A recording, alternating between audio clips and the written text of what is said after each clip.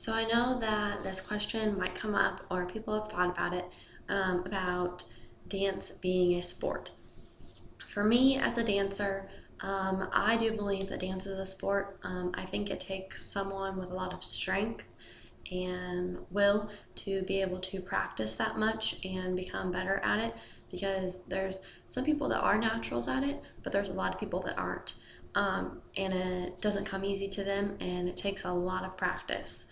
Um, if you, even if you go to a show, it looks so easy to the audience, and a lot of times audience thinks, "Oh my God, that part was just so cool. I loved everything she did, and I love the partner dancing or whatever was in it."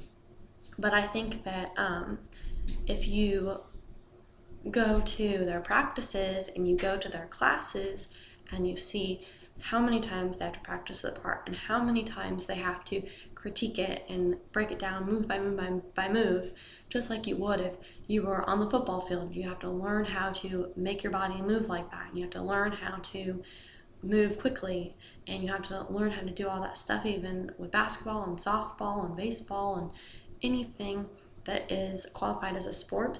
I think that dance is one of the things that would qualify also, because you have that much practice and you have to have the will and to be able to do it, just like football players who go to the NFL. And they love the game, they love to play it, and they have the will to practice and the will to become that good.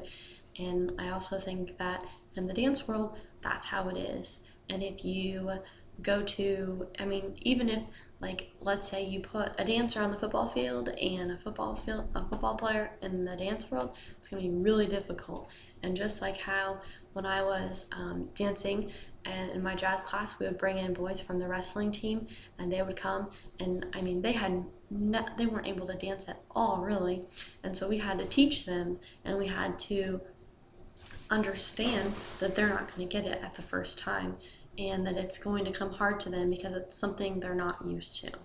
And so I think that if you can take an ordinary person and bring them into that world, and they're going to have an issue with learning it or doing it, then I think that people should realize that it takes a person with skill or a person with the will to be able to try and learn that skill and that's what defines a sport to me.